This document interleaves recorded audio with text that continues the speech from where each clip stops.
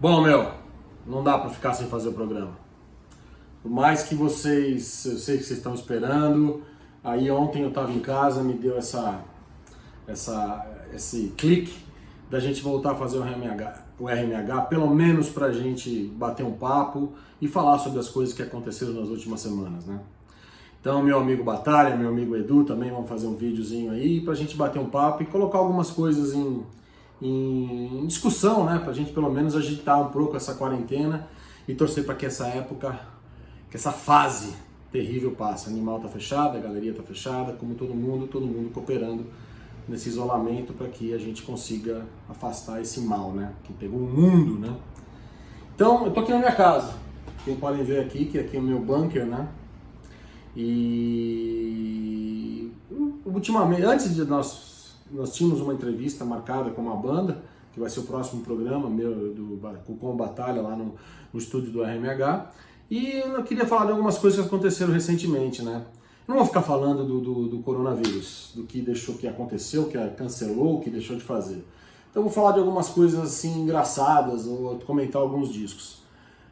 Um disco que eu queria comentar negativamente, mas negativamente, é o novo álbum do Ozzy. Cara, primeiramente, péssima escolha em colocar Duff McKagan e Slash para tocar no disco. Eu volto a falar ainda, né? Muitas pessoas me conhecem, sabem que eu tenho os dois pés atrás com o Guns N' Roses, né? É uma banda que eu acho que fez muito pouco para ter a fama que tem. Tem um álbum fantástico e tem dois álbuns lançados que poderiam ser outro álbum fantástico. E depois não tem mais nada. Tem um disco que saiu agora, o Shines, demorou 20 anos para fazer. E são músicos para mim que, longe de ser colocados naquele patamar. Foi um erro gravíssimo da dona Sharon de não ter chamado o Zac para fazer o disco junto com Ozzy. O disco destaca-se, acho que duas músicas. Into the Graveyard, que eu achei bem legal aquela música, ela tem uma pegada assim bem da época do Diary. A música com o Elton John eu achei fraquíssima. A primeira música do álbum, como é o nome mesmo, Rafa? O Rafa tá vendo qual é o nome do álbum, meu filho tá aqui, então ele vai me falar qual é o nome da primeira música do álbum, que eu achei bem legal. Depois eu vou mostrar pra vocês, eu tenho uma versão aqui, picture dele.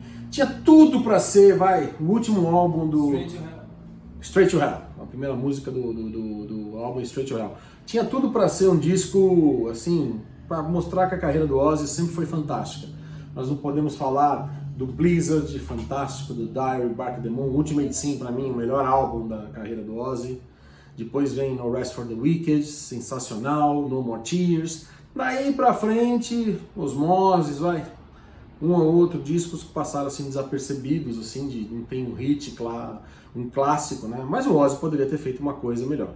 Aí você fala assim, pô, cara, você tá falando que o Ozzy poderia ter feito, né? Não, na realidade a gente sabe que o Ozzy não fez nada. O máximo que ele fez foi até o estúdio colocar a voz dele. Porque com certeza que aquelas músicas ele não escreveu, alguém fez pra ele, e ele sempre manipulado pela esposa dele, a Sharon, e a carreira dele pode ter sido mantida por ela, né? Porque senão ele já teria ido pro saco há muito tempo, né? Temos que pensar desse lado. Então é assim, eu acho que o Ozzy poderia ter feito um disco melhor. Eu achei muito fraco, 2 músicas, 3 músicas no máximo, legal. Umas músicas assim, nada a ver. Tem um bônus com um cara lá que eu não sei, parece que é do rap, do hip hop, sei lá o que é aquilo, ridículo. E, infelizmente não poderemos ver mais o Prince of Darkness em turnê, né? Por causa que além de ele estar com o mal de Parkinson, todo esse problema que cancelou todos os shows no mundo, uma solidariedade para todos os produtores de show, o pessoal que trabalha, vários amigos nesse meio. Também solidariedade para mim também, né? Na galeria, temos que ter solidariedade para todo mundo. Mas enfim, esse é o meu recado meu. Nós resolvemos bater papo com vocês. Então essa é a minha opinião sobre o novo disco do Ozzy. Fraquíssimo, poderia ter feito coisa bem legal. Vamos mudar de assunto agora, falar de algumas coisas assim engraçadas, algumas coisas que aconteceram na história da Animal, que às vezes eu fico pensando e falo assim, meu Deus do céu, né? Quanta coisa, o Animal fez 28 anos em março, agora dia 7, e dentro disso a gente vem cultivando uma série de coisas, de acontecimentos, de histórias, bandas que já foram lá, vocês devem ter visto algumas entrevistas que eu fiz pro local e tal. Então, e ultimamente tem algumas coisas que vem acontecendo que os caras me pediram desde o início da loja, né, para falar sobre as coisas engraçadas do Animal, as pessoas que pronunciam o nome de bandas errados, por exemplo. Vou repetir um pouco, né, para descontrair um pouco. O que eu tinha do Queen Xixi, o que eu tenho do Kill to Hill, The Poops, vocês conhecem o The Poops? De Purple. Sabe aquelas bandeiras que a gente colocava no teto assim, né? Um dia um cara chegou lá, todo headbang, ele perguntou quanto custava o pet de teto. Pet de teto. E outras coisas mais. Mas recentemente aconteceram alguns fatos de que um cara chegou na loja e queria comprar o Kiss Animalize, né? Poxa, precisava comprar o Kiss Animalize, mas eu não quero o encarte. Eu falei, como? Eu quero levar o disco, mas não quero encarte. Eu falei, você quer comprar só o encarte? Quanto você me faz para mim só o encarte? Eu falei, o mesmo preço do CD. Eu falei, não, cara, eu quero levar só o encarte, eu não sou obrigado a levar o disco. Aí eu olhei para ele, contei até 10, falei assim, amigo, o mesmo preço do CD. Mas aí eu falei assim, para sair de uma boa, eu dei o endereço de uma loja que não existia mais. Falei, você vai lá em cima, procura o cara tal, que ele vai te vender isso daí. Ah, obrigado, valeu. E outras coisas mais, assim, que recentemente tem, assim, pessoas que sabe, às vezes sem noção. Carlão, eu procuro uma música do Kiss, uma balada que chama Helena. Uma balada do Kiss que chama Helena. Você não errou o nome da mulher, não? Eu falei, não, é Helena. Não é Beth. Ele falou, não, é Helena. Então tá bom. Eu falei, o Kiss não lançou essa balada ainda, Helena. Carlão, você tem aquela música que o Rolling Stones fez pro Scorpions? Eu falei, quê? Aquela música que os Rolling Stones fez pro Scorpions. Eu falei, putz, não existe essa música. Existe sim, cara, é assim, ó. Scorpions, I never stop. Não tem. Essa música realmente os Rolling Stones fez pro Scorpions. E outras coisas mais engraçadas do Animal. Agora, mudando um pouco de assunto, vamos falar de outra coisa, né? Que a cada vez mais a gente percebe que o mercado de shows, de discos, de bandas, né, eles vão se tornando um nicho. E dentro desse nicho, as pessoas vão se interligando, se conectando no mundo, né?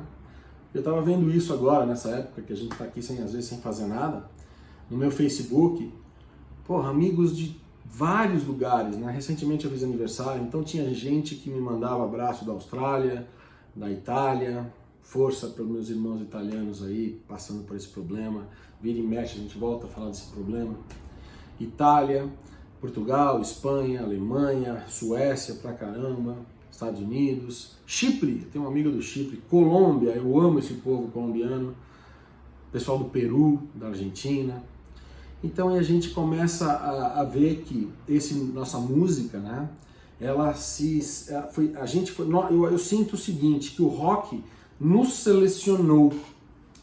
Porque é muito fácil você falar que gosta de rock. O rock é muito abrangente, né? Mas o rock que a gente gosta, esse nicho, essas bandas que nunca ninguém ouviu falar, ninguém nem sabe do que se trata, sabe? Nós fomos escolhidos pelo rock. Nós, e vocês que estão assistindo o RMH também. Por quê? Porque eu falo uma coisa pra vocês.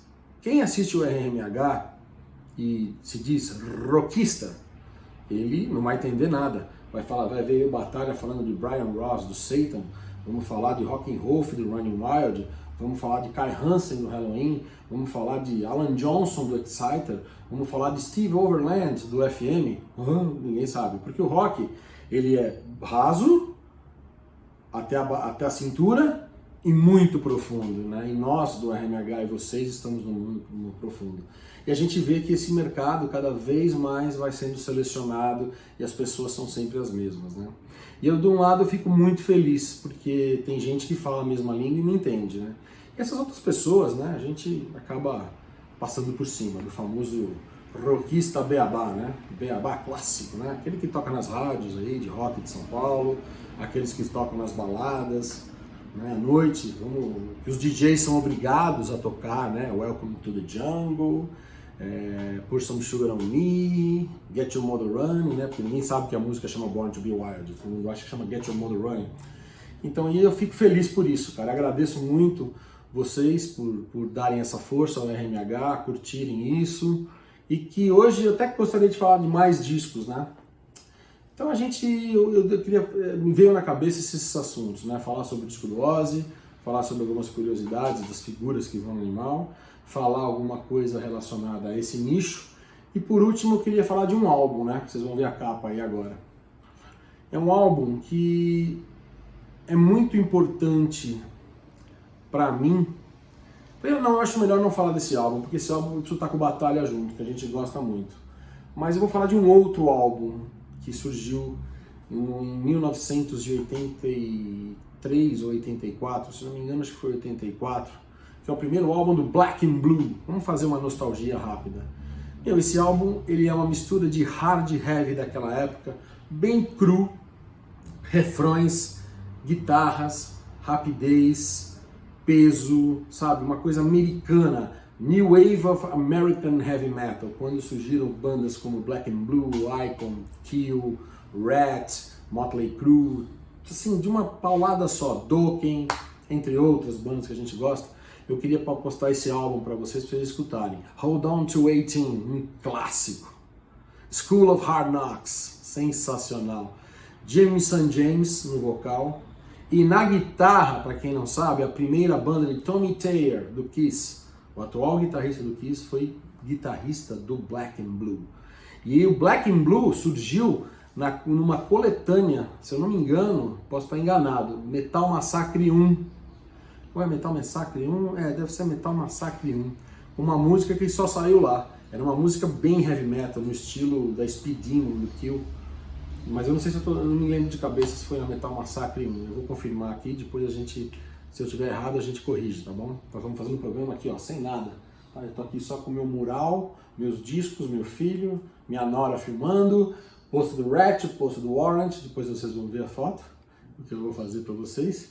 E queria na nostalgia destacar esse álbum, Black and Blue, primeiro álbum desta banda americana da Califórnia, que na época, quando surgiu, me deixou assim, putz. Gene Simmons chegou a produzir o segundo e o terceiro álbum deles.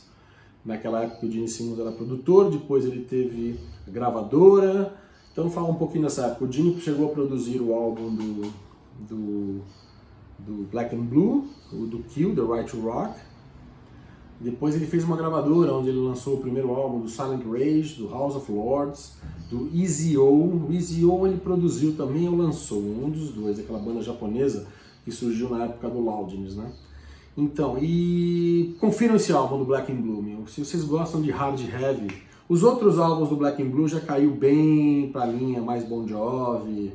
Esse primeiro álbum não, tem uma pegada meio hard heavy, assim, daquela época, do início dos anos 80. Então fica dado um abraço aí, vamos ver se a gente volta logo a fazer o RMH e que vocês curtam, tá? Então eu contei só alguns assuntos que vieram na cabeça aqui hoje, só pra gente manter o contato aí.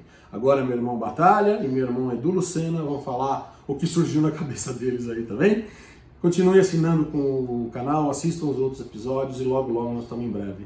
Logo logo não, em breve nós estaremos de volta fazendo o programa com vocês, tá bom? Vamos ter bandas, vamos ter uma série de coisas aí. E que Deus abençoe e nos proteja, para que esteja todo mundo bem e vamos se livrar logo dessa pandemia que veio para estragar o ano, né? Tá bom? Grande abraço para todos vocês e stay safe, beleza? Abração!